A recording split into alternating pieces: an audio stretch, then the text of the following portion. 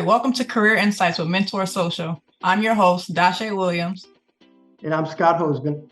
And in today's episode, we're excited to have Sam Primm, a successful entrepreneur with a background in real estate, joining us. Our goal with this series is to provide you with valuable insights, tips, and advice from professionals across various industries through engaging conversations. Throughout our conversation with Sam Primm, we'll be exploring his career journey, discussing the choices he made, the challenges he faced, and the lessons he learned along the way. So without further ado, let's get started. Awesome. So, welcome, Sam. As I said, I really love your content. It's important just to me personally to get your message and everything you're looking to get out, and do everything we can do to help to get what you're doing out there to more people, because I think it changes the concept. I think we talked a little bit earlier. I grew up thinking debt was such is an evil word, and spent a lot of time just saving money to go invest. And I think I set myself back decades, where if I knew that debt was actually a good word, I wouldn't have feared it, and I could have leveraged it in a healthy way and moved forward. So I guess, could you share a little bit about, Sam as a young guy and your upbringing, and then how did you end up moving towards real estate? Yep, no, excited to have to be on, and appreciate you too. My upbringing was very, very normal. I used to kind of shy away from that. Like, I don't have this rags to riches story, right, that you would create a movie about or anything like that. So on social media, I would kind of shy away from my upbringing. But the moment that I leaned into that, I feel like I really got some traction, because my upbringing is normal. And by the definition of normal, most people can relate to it. I grew up in the Midwest, in the middle class, lower middle class, nothing, fancy, didn't want for anything, but got one pair of tennis shoes a year and took my, lunch to school every day to save money and that kind of stuff. Went on one vacation a year, but we drove there and things like that. So grew up fine, great childhood, but just didn't have a lot of extra money or extra things, or entrepreneurial household. My mom was a teacher. My dad was an engineer, pretty boring stuff. He worked for one company for 40 years. So we just had a normal upbringing, and had one brother, and, went to school and played sports and all that fun stuff, and was planning to just go down the same path that I saw growing up, which was my parents' path, which was going to work for a company and get a job.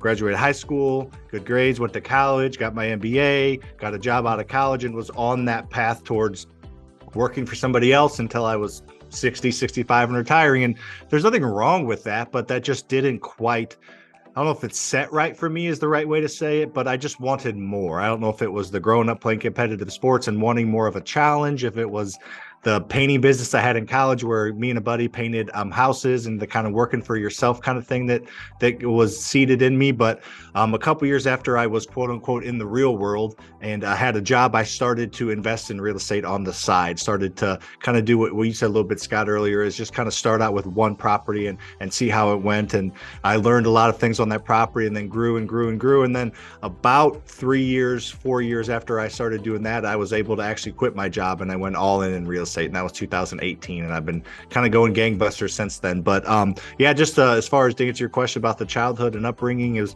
very normal. I was on that path towards just normalcy that a lot of people are on, and again, nothing wrong with that. But I took a hard left there about 2014, 2015 timeframe, and started to invest in real estate on the side. Awesome. Yeah, so it sound like you had like a hobby, and you kind of turned that more into like your passion after. Because I want to question you kind of about your formal education. Like, did you have education like real estate prior to your MBA? Like, what did you go to university for?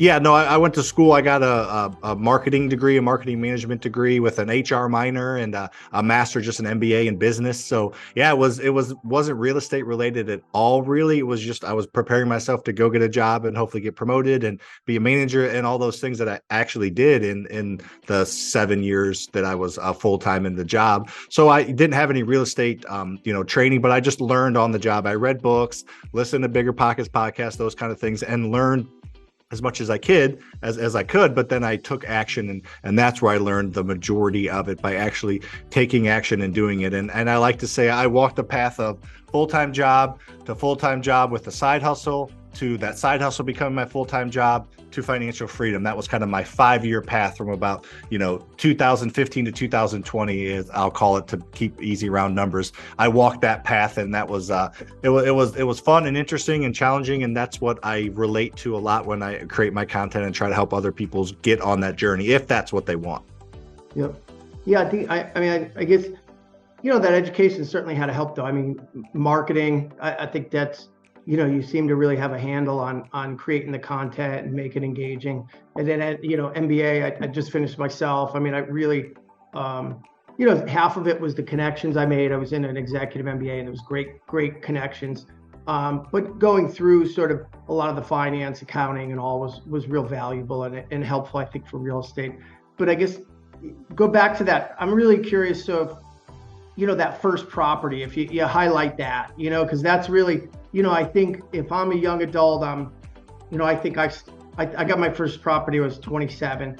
I think I could have did it right out of high school, 18, 19 or something, if I had more guidance. So I'm curious on how you nailed down that first property. Did you leverage your own money on that first property as well, or did you do that completely without any of your own money?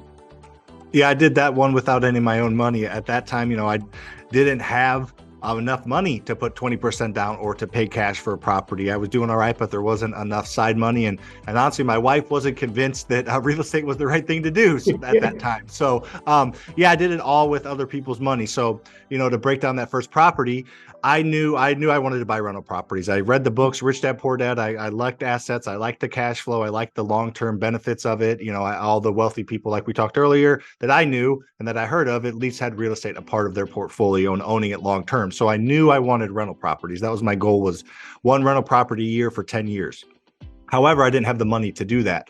And I knew you could borrow money to do flips. I remember watching HGTV, that flip or flop show, those shows on TV, and seeing them saying, I borrowed money from my lawyer buddy and he paid for everything. We're splitting the profit. So I knew you could borrow money to do that. So I spent several months talking to my dad's friends and, grandparents, neighbors and things like that, just trying to figure out a way to raise money to buy that property. And then I was going to take that profit from that flip and then put that down on a rental. I thought that's what I had to do. So if I wanted one rental property, I had to flip one, cash for a rental, and then flip one, cash for rental. So I thought I had to go down that path.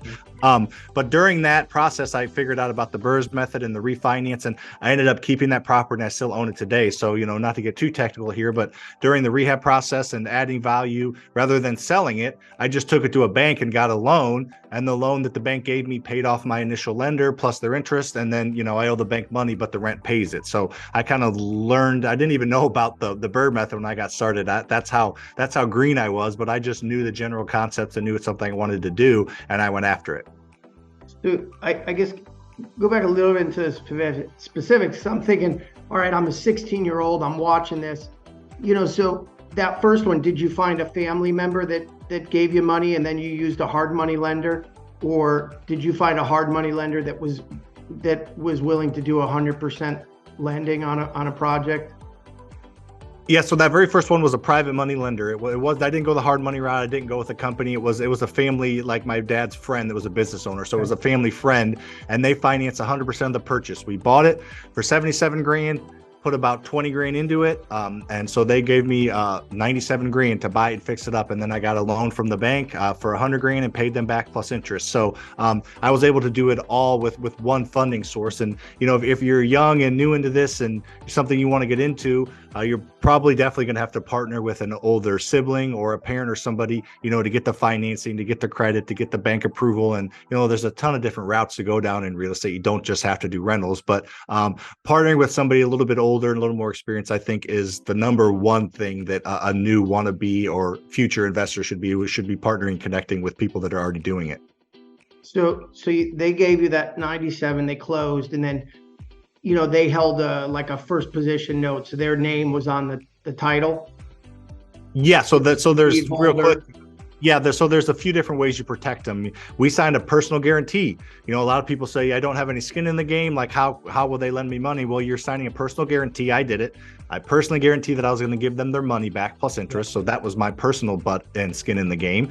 And then we added them as an additional insured on the insurance policy. It costs no money in case the house burns down. They have rights to it. And then exactly what you said, that lien holder, that first right of to foreclose if need be on that property. And then when the bank gave them their money, they dropped that, and then the bank went into first position. So exactly like you said, it's just securing their loan through some legal documents as well as potentially some personal guarantees. Yep. And then what I find interesting, so you purchased it with their money, but you got the bank to give you 100% loan on that right after closing? Yeah, so the property was worth 125, 130 grand. So it was worth, it was enough to take out. Yeah, enough to take out that 80%. And that's pretty common for these small local banks. That's how they actually stay in business, is by lending 80% cash out refinances to real estate investors. That's a majority of their business, I guess I'll say. So yeah, that's exactly what we did. I was either going to sell it for 130 or it was going to appraise for 130. And then 80% cash out refinance was going to be enough to pay back my lender plus interest. Yep. And then how much interest did you give them for that? When they money? I believe it was, I don't remember the exact, it was, we had it, took longer than it was supposed to, of course, right? But I think it was a 6th or 7th month project. And I believe we gave them, I think 10% on their money, annualized. Yep. So, they made, 4 or 5 grand on the deal, and they wrote a check for 97 and collected a check for 105. And they made 5 grand without doing anything.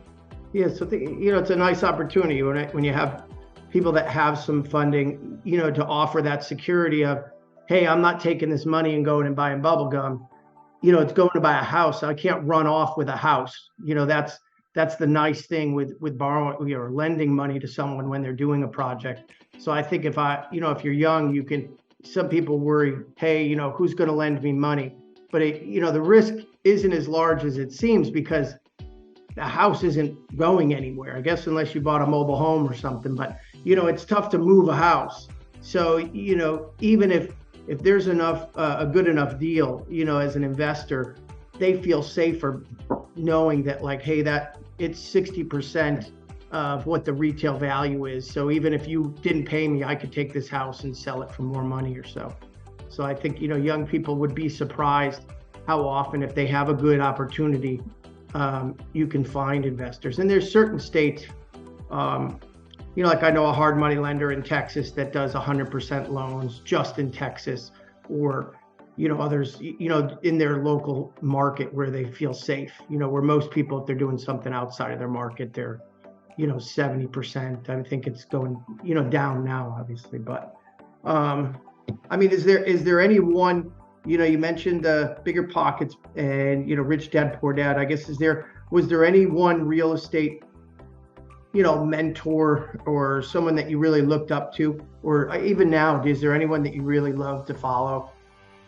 Yeah, I've had a ton of help along the way. So, we did a lot of it by trial and error, but yeah, that initial Bigger Pockets and Rich Dad Poor Dad, just those kind of things just give you, I feel like, enough knowledge to be confident enough to take the risk. And then once you take the risk, that's where you're going to learn on the job, trial and error, and hopefully have some type of mentor. I say this all the time, and you guys both would probably agree.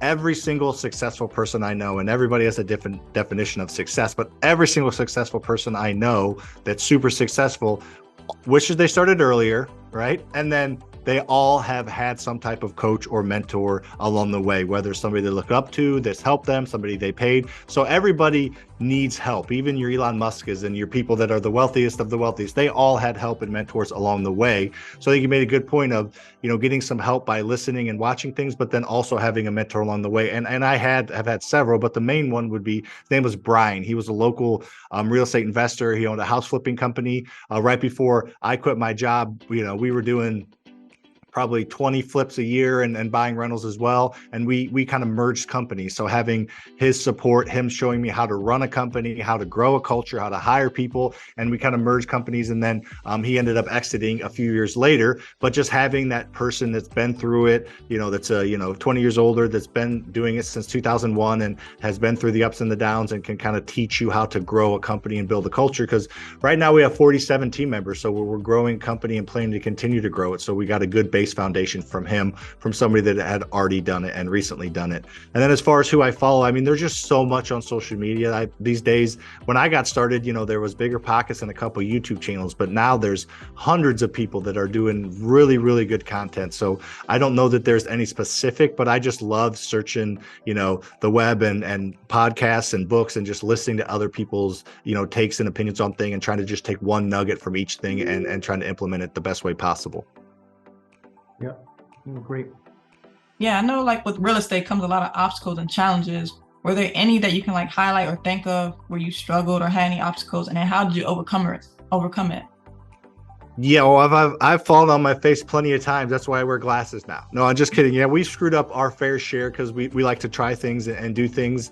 You know, there's a ton of little ones, a couple ones that just jump off the you know, plate to me. Is I remember probably a year and a half, 2 years in, we were investing in real estate, me and my buddy. We were investing on the side. We had full-time jobs, and I had been promoted and was making pretty good money. And we probably had 4 rentals maybe at that time. And we bought a 3-pack of houses. One of them was a known home run deal. The other 2 were not in areas we like to own, but we wanted to get that one. So we let kind of emotion and the one kind of carrot guide the decision. And we ended up doing the process with them, and we went to refinance just like we did that first deal, and we had to bring 28 grand to the table. That's how upside down we were. And we're like, we don't have the 28 grand in the you know, personal or in the checking account, and we could cobble the money together on the personal side, but our wives will want to kill us, especially because they don't like us gone every weekend and every evening and hustling when we have good jobs. They didn't understand it. It was because I didn't communicate it. It was my fault, but they didn't understand it. So I remember that time texting Lucas and saying like, hey, we're done with this real estate thing, right? Let's sell our 2 properties and get this one done and be done with this and move along. And fortunately, he had a little cooler of a head, and we talked to the lenders, and we got one of the banks to take a second out on one of the properties, some collateral from it, and we ended up selling the good one and making it work, because that's the beautiful thing about real estate. You can screw up a lot and still make it work if you're conservative and you have a good base and you have other properties and things like that. So we're able to make that one work. And then the other one that jumps off the plate was we were doing a self-storage facility construction deal. So we bought a self-storage facility that had like 66 units, and it had a couple acres next to it that were for sale as well. So we bought it, and we ended up building 2 buildings, 2 smaller, you know, 1-story buildings next to it that, you know, added some self-storage space. And, you know, we got the builder's risk policy, we hired a contractor, and it was like putting together Legos. It was pretty easy. So we felt real big and cool and bad. So we're like, rather than doing the rest of this, boat and RV storage outdoor, let's build a 260-foot long by 25-foot high building and do indoor boat and RV storage. And that thing, we were constructing it wrong. It was a way different thing once you get 20 feet in the air. And we actually had 2 windstorms blow it down 2 separate times, like part of it, and like across the road. And it was a mess and dangerous. It was a nightmare. Metal building? Metal building, yep. And we had insurance come do a file a claim on it because act of God, right? And whoops, we forgot to put builder's risk insurance on it because it was an afterthought. So it cost us about 150 grand of lost materials and labor because we just were rushing and, you know, didn't cross our T's and dot our I's because, again, it was a secondary thought, right? We already had the first construction done. So anyways, just things like that happen, and that you can either learn from them and, get up, or you can, kind of give up. So we learned from it, moved on. And like real estate does, again, all these stories end happy because real estate's so powerful. We still had, several $100,000 equity in that deal. So when we refinanced it, we were able to recapture that $150,000 loss and then some. So again, if you do things the right way, you can still screw up a lot and make it work. Yeah, no, it's right. I had a time where it's just like you're saying, I was feeling great. I'm scaling, I'd have like 10 houses under construction at the same time, and all at the same time, like, the guy running everything, I find out he's stealing a ton of money, hundreds of thousands of dollars. And then he ticked off some building inspector. So the guy was going to every house and trying to put stop work orders and all these issues. And, it's definitely like you're talking about it, and you get that, where you're like, man, this is like the give up. I love how you said give up or get up, and that was, for me at that time. And you also mentioned staying calm. And I kept having to tell myself, just one day at a time, stay calm. Untie every knot little by little. And then, I made it through, so, but what should have been a 10 houses and I net 300,000, I end up, breaking even. And you're like, okay, but at least the tragedy has gone by. And I think it's, I think of it like lifting a bit. When you lift 100 pounds, you're like, I don't want to do 125. In business, it's a bit like you're lifting. Someone screwed me over on 10 grand and I figured it out. Someone did 100, I figured it out. I'm still alive. Like, you start building your capacity to deal with bigger and bigger problems. So as much as you don't like those problems, I think they build your capacity as a business person. I agree completely. They're all learning lessons. So as long as you get up, it's going to be all right. Yeah. Yeah. So like real estate's a unique industry. So for you personally, like what really stands out for you and what makes you passionate about it? I just like the challenge of it. I like to grow and be challenged and create impact and do things. At first it was about money. I'm not gonna lie to you, right? You want to make money. It's a money making source. It's a money preserving source. Read all the books. Real estate created 90% of millionaires for a reason. So it was about the money at first, but then it quickly became about providing solutions and creating more safe homes for people. And we started a nonprofit here that we donate percentage of our monthly profit to every single month and do charity events for and things like that. So it quickly moved from money to creating more impact, helping more people, growing companies, hiring employees, helping them improve their lives by helping them get into the industry and buy rentals. And it quickly just became this like cultural type, movement within our building here. We have, like I said, 47 team members at this time. So, it moved from that, just trying to make a buck to trying to help people. And the minute it did that, the money came in even more. It's one of those things I like to reference this. I've had 2 conversations in person with billionaires separately, and just their mindset and how they look at money and how they,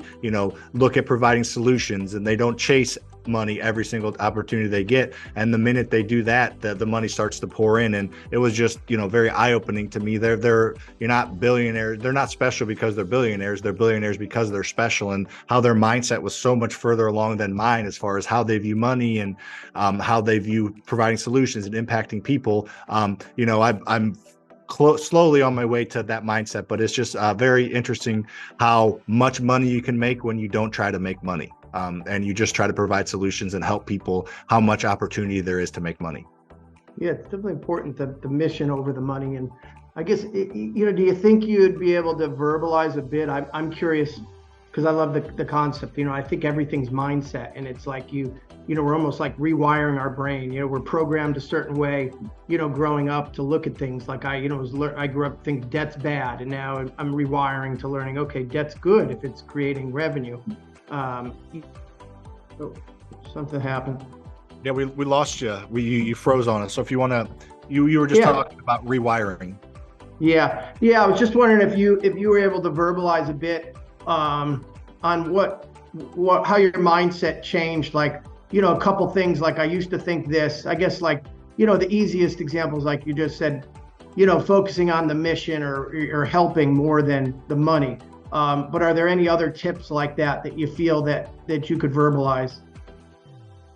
Yeah, I think a big thing for me, and we talk about it a lot at the office, is that mindset of abundance that, I alluded to it a little bit earlier, but there's enough out there for everyone. You don't have to stab somebody in the back to make an extra buck on a deal. You can have win-win situations. So many people think, there's not such thing as a win-win situation, and I would vehemently disagree with that. The more win-win situations you can stack up, the more opportunities present themselves. And like you said, it's kind of hard to articulate, but if you have that mindset that, there's enough money out there for everybody to make a lot of money, you don't have to maximize profit and squeeze every single ounce out of every single negotiation you have with somebody, because you do that and they're going to take their deal to somebody else the next time. But if you let everybody make a fair share, you're going to start to be their go-to person. So you'll get more leads and you'll get more buys and you'll get more rentals or flips or whatever you're looking to do. So just that mindset of abundance, that there's abundantly enough resources out there. There's enough money out there. There's enough houses out there for all of us to win. It takes some time to truly embody that. I remember having that mindset of abundance on our wall for the past 5 years. And I would say about a year and a half ago, 2 years ago, I truly embraced it. And then from then on, my, just coincidentally, wink, wink, my social media has gone from, 1 million to 2.5 million followers, and revenue, all our companies has gone up, and everything has really seemed to fall into place. We're helping more people. We've raised 600 grand in the past year for our nonprofit. And so there's like so many other things that fall into place once you truly embrace and like deep down, like, all right, well, I need to make this extra dollar and I need to go, do this because there's not enough money out there. You can say it, but once you really start to feel it, and I don't know that there was one point, but looking back, at least the last 18 months, I feel like I fully embodied that, and everything else seems to kind of start to fall into place in its own order. Yeah, I think, like both of those concepts are so big, and, that, the idea of, thinking in abundance, and it comes up so often. I see, there's a lot of new folks wanting to get into real estate, or even saying, with the lending, and they'll say they're shopping different people, and they'll say, well, this guy can do it for 1 point, and this one can do it for half a point on the loan or something. And so they're not building any relationship. To your point, it's kind of like, or they're working with they get one painter, the guy gives them a deal, and then the next job they think they can find someone for $100 less, and they screw the old guy for over $100, and they think they're being the shrewdest business person by knocking every penny off of everything, not realizing that they're not allowed. You need the people around you to make money, so that, because they're there for you all the time, and then you grow. And it's I might not be verbalizing it as well as you just did, but I see it come up a lot with newer folks, and it takes a bit of letting go of that idea of I need to scrape every penny out of every interaction that I do. Yeah, I think it just comes with experience and emotional maturity, real maturity, and just, business maturity. I think it's I don't know that anybody, hopefully this platform, and I know that it will help people, but hopefully it'll help them get there quicker. But I don't know if there's a path for somebody to just completely start with that mindset. But if you're at least aware that mindset is out there, and you start to see the markers as you're going through business and do things, and catch yourself not trying to, screw somebody over, or, devalue a relationship or burn a bridge over a few bucks. I think just starting to see that, I think is very important, and it'll pay huge dividends in the future for people, because the relationships that you develop are everything. They're not like one thing, they're everything. Yeah, I think it's a lot of it comes, I guess it's like your ability to have faith in things, because it's, I think a lot of folks, when you have nothing, it's a lot harder to think, hey, I'm going to let this other guy make a little extra money on this deal and think it's okay. It's going to actually be better for me in the long run. Versus, I think when you've scraped together a bit, it's a little easier to have faith and listen to these gurus, and let go. And then you see it happen, and you're like blown away. Man, this is crazy. I can't believe they were right. But I really would impress, to young adults or new folks that are getting into business in general to, really embrace that concept of abundance, and then have faith that it's almost more important the people around you are making money before you do. Where I think it's, if you make everyone around you rich, you're going to be twice as rich as you would have if you were made yourself rich alone by yourself first. Yeah, I think that's a good way to put it, for sure. I think what do you think? So now, in real estate, we're it's fairly accepted. It's, that we're coming up on a shift in pricing, and this is sort of, I think, one of the most difficult times in real estate as an investor. How do you see things going? Like, from your experience now, how are you navigating that, and how do you help a young adult that's going into this market? Because it's very different, going out and buying a house today and flipping it than, say, it was even 5 years ago, where you're in a market where, home prices you have a lot of safety in that when you buy it, it's going to be worth more by the time you're done. Where now it's almost like you're at the game of musical chairs, and the song's about to stop soon, and you have to navigate that. How are you? And certainly it could go, the other way, but it's, I'm just curious how you're navigating that, and then I guess how you'd talk to a new investor that you're working with to really be profitable now in a situation the way we are? Yeah, I think a couple of things I usually will tell people is the first one is to, have some perspective, from the last several years have been great, but especially from like 2019 to 2022, that was pretty abnormal. The Fed's funds rate was at pretty much zero. Majority of that time, house values were increasing like crazy.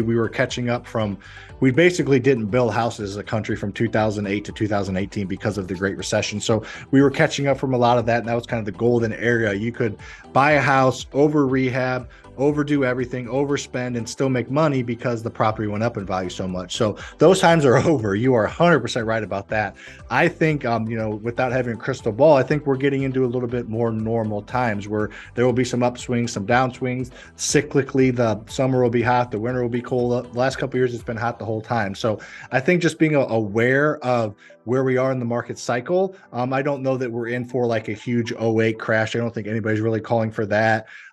Not to get too technical, the supply is just too darn low. We're still catching up on supply for the house prices to completely fall off a cliff. But if you're a little more conservative, like, either you think the market's going to go up, remain flat, or go down. If you think it's going to go down, I would wholesale as much as possible, buy the properties or get them under contract at discounts and, don't have any skin in the game and sell them to an investor. If you're going to fix and flip, I would get in and out as quickly as possible, do those 20 to 30K rehabs, those cosmetic, quick little turns, because the market's not going to shift that much overnight. Don't do $150,000, 9-month rehab right now if you're worried about the market shifting. And then if you're on the optimistic side, you think it's going to continue to go up, just still be conservative. It's a little bit harder to find deals right now. Cash flow a little bit tighter because of interest rates, but it's all still possible. As long as you're buying these assets or getting them under contract at a discount and giving yourself multiple extra strategies, you should be okay. Just don't over leverage yourself. I don't think anyone thinks it's going to skyrocket to the moon going forward, but depending on interest rates and things that happen, just being flexible and being willing to be agile and not be stubborn, I think is very, very big going forward. The people that get stubborn, they stick on their price, they don't drop the value of their flip, or they're just stubborn with what they think the market's going to do, are usually the people that end up getting hurt. But those that are, kind of aware, head on a swivel, and agile and continuing to learn, those are the people that usually adapt and can work in any market condition. Because honestly, people make a lot of money in recessions, people make a lot of money in growth, people make a lot of money in stagnant markets. You just kind of have to be willing to be flexible. Yeah, say we're talking to a group of high school students or even young adults who are interested in getting like the real estate and the investing piece. Kind of what sort of skill sets do you think they would need? Like, what advice for what skills that would be really like beneficial for them? Yeah, so if you're real young, I mean, technically, and I think in every state, you got to be 18 to execute a contract. So if you're that age or younger, I think just making as many connections as you can and learning as much as you can. You go to these local meetup groups, you get on these local Facebook groups, and you start to absorb as much knowledge and information as you can. So when the time comes, you can execute and you make connection with these people. You add value. You're, willing to go, work and go take pictures of their properties or be a bird dog and help find them deals. Just add value to the people that you're in all walks of life, but especially when you're younger and maybe don't have the credit history to get a loan from a bank, or don't have the funding to buy a property, or don't have the work history to be bankable. You can still do a lot. You can still make connections that will pay dividends in the future. You can still work and try to learn the industry, at the right hand of somebody that's actually doing it. And then, when the time comes, there are great options for you, like wholesaling. You can get a distressed property under contract and sell it before it closes. Then, you don't even need creditor money to do that. So there are different strategies that work. But if you're younger, be hungry, be humble, ask questions, and make as many connections as you can. And, when you're in your early 20s and got the credit and the job to really go at it, you'll be ready to hit the ground running when everybody else is just learning. So there's huge advantages to getting involved now. Unfortunately, you probably won't be able to buy a $10 million apartment complex when you're 16, but you can still do a lot that will move the needle. Yeah, well said. Like that kind of made me think, just in general, like educational piece, with the way that we're moving today, you think a lot of people could just learn based off resources and like watching YouTube videos, watching people like you. Is it easier to learn? Or do you think people should push trying to go to university and learn about real estate and like the market in general? Yeah, it's a good question. So, a lot of people, I get asked the question a decent amount of time, and I put thought into it, try to give a better answer every time. Should you go to college or not? And the cool thing to say is don't go to college now, right? We need trade skills, and college is a scam, and student loans, and all this stuff. But if your goal is wealth through real estate, let's just have that be a caveat. I think you need to have a good job to do that. I think Scott alluded to this earlier. You need to have a good, steady income, credit history to really take advantage of borrowing money and buying real estate. So you need a good job to invest in real estate. I think it should always be a side hustle for a while until you get a good base and foundation. So if you need to go to school, college to get a good job, engineer, something that needs a trade, or you just feel like you need a college degree to get a good job, then go to school, have fun, learn, and get that job. But if you can get a really high paying job, or you can get a steady job that is good enough for you, then you don't necessarily have to go to college. And I'm not like an anti-college guy, but I think in general, getting a good salary job that you can help build credit and make connections and be bankable is important. So if you need to go to college to do it, great, do that. You'll have fun, you'll learn, and you'll set yourself up through the financial classes and presentation classes, and you'll learn team building and all the great things about that. But if you are really wanting to get into real estate and you can get a good job without college, then I don't think you necessarily have to go if that's your end goal.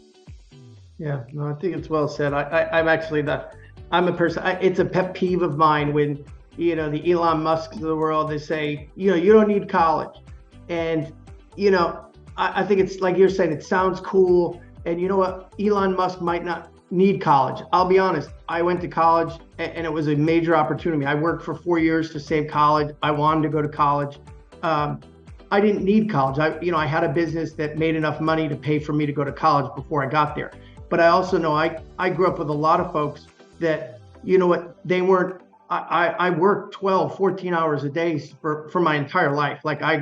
They don't have the work ethic I do. They might not be as smart. They might not be, as motivated. So I think it's really bad advice when people say to everyone, like, yeah, you don't need college. There's a lot of people, if they're going to build a base of an income like you're talking about, they need to go to college and get some kind of a reasonable job that'll allow them some sort of a steady income to work off of. So I think you're exactly right. I think if you know yourself and you can go make, $100,000 a year without a college degree, great. Maybe you don't need it, and then you can go invest in real estate. But the benefits of college are not lost in any way.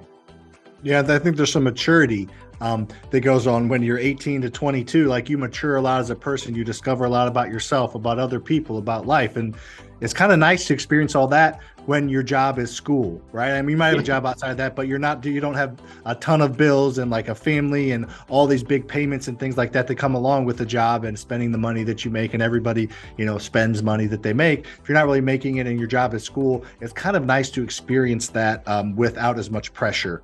So yeah, there's that side of it as well. Yeah. So, I want to be respectful of your time. We're going to ask a couple questions and then wrap it up. I guess, one, when you're analyzing deals now, it kind of ties into what we were talking about with the market trends. What do you have, like I was talking to Shay earlier, like we were talking about this question, a lot of people will call it a buy box, and, you search for your criteria. Like me, I will use the basic, like the multiple listing service, which is what realtors use. I mean, I know you know this, but I'm explaining it so that if someone was young and they didn't know, there's a computer system where all the retail realtors put on programs. We get some information from wholesalers, and then we pay for a monthly program called CoStar, which is, gives more of the sort of retail, or commercial investment opportunities and who owns what and how much they owe. How do you guys sort of, I guess, one, source your deals and then analyze them to know if it's something, hey, I would buy this, or no, I wouldn't? Is it just like completely over, would this cover the debt payment, and can I add value to it? Or, can you give us a little insights to how you operate with that? Yeah, so our biggest company we have here is our house buying company. We're on pace to buy about 250 houses this year. Last year we bought a little over 300. So we do a lot of deals, and we find them through various sources. A majority of the deals we find, though, are through networking based opportunities. Networking with local wholesalers who are the ones that find the distressed properties. And it may need not being said, but I'll say it. All the properties we buy and most investors buy are these distressed, discounted properties. You're not going to be able to go buy a rental or retail ready house at a discount and make a lot of this work, especially without using any of your own money. So we source over half of our deals from networking. We have full-time acquisitions reps that's all they do. They go network with wholesalers and real estate agents. A good real estate agent's going to do 15, 20 transactions a year. 90% of them, they don't need an investor, but that 1 or 2 a year that they come across, it's a hoarder house that the person needs to move quickly, that hasn't been updated, won't pass occupancy or inspection. Those are when they call the investor, and you can get a good deal on it. So connect with those people. We buy from elder law attorneys that bring us properties, insurance agents, just a lot of different people that are in and out of, have a big sphere of influence. We connect with them. And then we do spend, about $50,000 a month on marketing, whether it be, a direct mail or Facebook ads or Google ads and things like that. So the goal for us is to get our name out and have as many people know that we're willing to, buy distressed properties as is, give you a fair offer and let you make the decision from there. So as far as that's our sourcing, there's a ton of different ways to do it. Just connecting and networking. I would say if anybody on here is looking to buy 5 deals or less a year, don't spend $1 in marketing, just make the right connections with the right people. And then as far as like underwriting and breaking it down, for the most part, we have an exit strategy that works. So not everything has to cash flow, because we won't keep it as a rental, and the person we sell it to will flip it. And as long as there's enough equity in there, that's our main criteria. So we call it the max allowable offer formula. So what the property is going to be worth fixed up times 75% minus repairs. And I'll try to quickly and simply break that down. So let's say a property is going to be worth $100,000 fixed up. Like you saw other houses in the same area that sold for $100,000. So, after it's fixed up, it's worth $100,000. So you take $100,000 times 75%, $75,000, and however much it needs in repairs, let's say it needs $20,000. So that's $55,000. So 100 times 75% minus 20 is $55,000. So as long as we can buy it for that, we'll buy it. And if it cash flows, maybe we'll turn it into rental, but it doesn't, there's still enough equity that we can rehab it and still make a profit. So the biggest thing for us is making sure there's enough equity in there. And then if it makes sense as a rental and the price point's there, then we will potentially keep it as a rental. If not, then we'll wholesale it, or we will just fix it up and sell it on the retail market. So when you're buying, say 250 out of those, how many are you wholesaling out versus, or are you keeping most of those for retail sale or rentals? I would say for that, so we're having to keep as many rentals this year. We're working on a big project, a few hours from our office. So we haven't added as many single family rentals this year, but I would say of the 250 we're going to buy, we're going to flip, like fix up 50 of them. And then we'll probably wholesale 185 of them. And then we'll probably keep 15 as rentals. So a vast majority of what we do is wholesale, because there's less capital needed, because you can sometimes not close on it.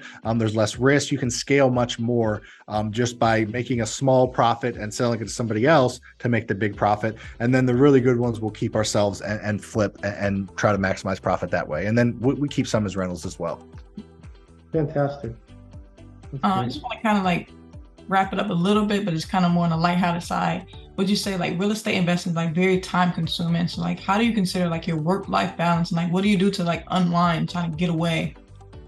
Yeah, no, I think I have a pretty good work-life balance. It's because I kind of do two things. In my opinion, there's 3 things that most people spend their time on. They spend their time with their family, they spend it at work, and they spend it doing leisure activities, golfing, vacationing, hobbies, fixing up cars, whatever it is. So fortunately for me, my cup gets filled up enough and I get so much enjoyment out of my family and my work that I just don't have a ton of hobbies. I don't feel like I need them. I love spending time with my family, and I love my companies and growing and working and helping the team members. So I'm able to do those both things very well. And that's why I suck at golf, because if I had more time to golf, I'd golf more. So I just don't have the time. Eventually I'd like to, but I'm not good enough to be really good at those three things. So I pick the two that are good enough for me, and I go all out on those. So that's how I'm able to have work-life balance. If I golf 3 times a week or went on more vacations or fixed up cars or went to concerts all the time or something like that, then I feel like my family or my business would struggle or not be as efficient, and that's not okay with me. So I'm able to have the balance because I pick the two most important things for me. Absolutely. And I think, you know, when family's good, it's, you know, it's almost its own, that is your leisure. It's your safe place. It's happy. It's, you know, I know for us, it's, you know, like, you know, just if we're unwinding and we're together, it's as good as any leisure activity for me. Definitely. So, well, I say, Sam, I can't thank you enough for taking the time to be with us today and sharing such invaluable insights into your career, background, and the world of real estate investing. And for all our viewers out there, some key takeaways from this enlightening discussion with Sam include the importance of education, persistence, adapting to the ever-changing landscape of social media and real estate. And if you found value in any of this conversation today, I urge you to engage with our Mentor.Social YouTube channel, subscribe, hit the like button, and let us know your thoughts in the comments below. Yeah, and we have a lot of really exciting interviews. So Sam, we really appreciate your time. You know, we've got it's been a you know, goal of ours to start interviewing. We have a lot of really interesting people that can help a lot of young adults and even, you know, older adults that are trying to do career switches. So we appreciate your time. We're going to get a lot deeper into interviewing everyone. So everyone stay tuned. And anybody that wants to, you know, delve deeper into the real estate side, look to connect with Sam on Instagram at Sam Faster Freedom. Again, it's at Sam Faster Freedom. I guarantee you'll like his content because again, it's I personally really enjoy it. You know, I've worked in real estate for a long time, and you can tell the difference between people that are just, you know, giving out information. They don't actually do this. And his content is, he's really doing this and giving out free information that other people are charging lots of money for. So you're crazy not to be following him. And if you want to connect with us, it's just at Mentor.Social app on our different social channels. So Sam, it's been an absolute pleasure. We wish you nothing but continued success, and we look forward to talking to you again. Thank you. Yes, thank you. Thank you. I appreciate it very much. Thank you.